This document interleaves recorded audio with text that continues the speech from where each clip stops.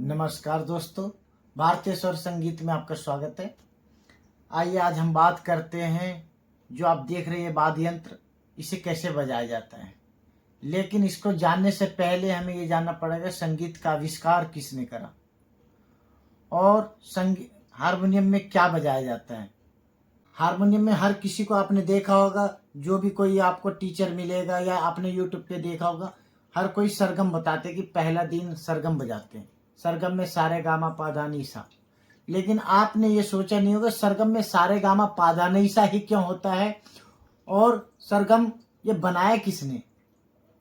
तो हम इसी बात पे आज प्रकाश डालेंगे और आप लोगों को शेयर करेंगे। मुझे उम्मीद है कि आप लोगों को पसंद आएगा। आइए चलते हैं। सबसे पहले संगीत का आविष्कार। संगीत एक गंधर्व विद्या है।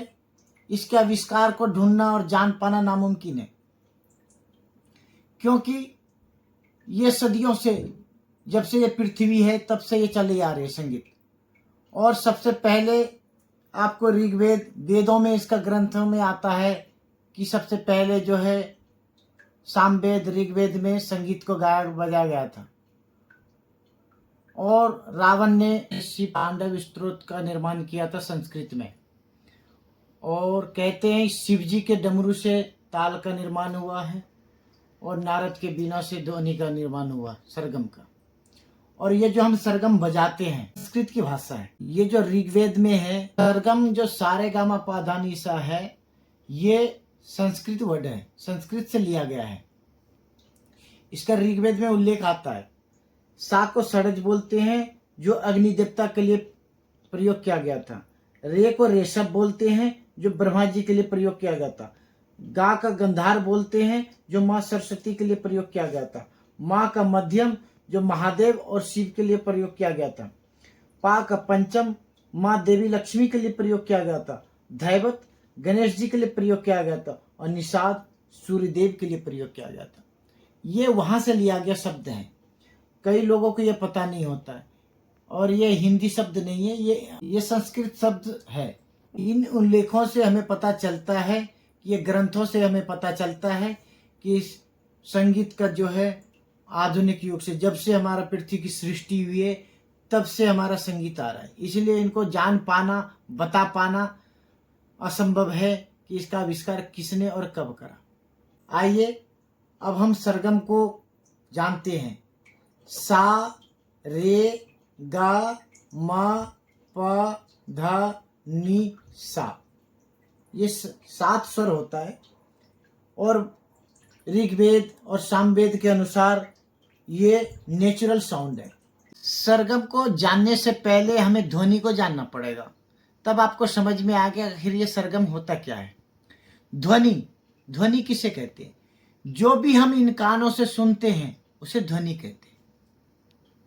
ध्वनि 2 प्रकार के होते हैं, एक मधुर ध्वनि, एक अमधुर ध्वनि।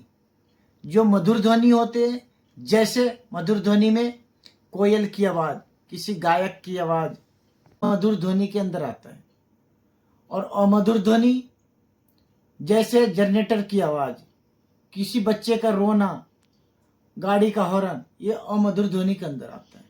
या इस तरह से समझे, जो कानों को प्रिय लगता है उसे मधुर ध्वनि कहते हैं, जो कानों को अप्रिय लगता है उसे अमधुर ध्वनि कहते हैं।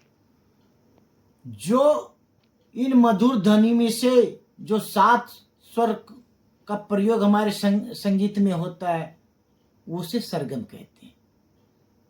यहां समझने वाली बात है, मधुर ध्वनि में से जो 7 ध्वनि हमारे संगीत में प्रयोग होता है उसे सरगम कहते हैं। जैसे सा, रे, गा, मा, पा, धा, नी, सा।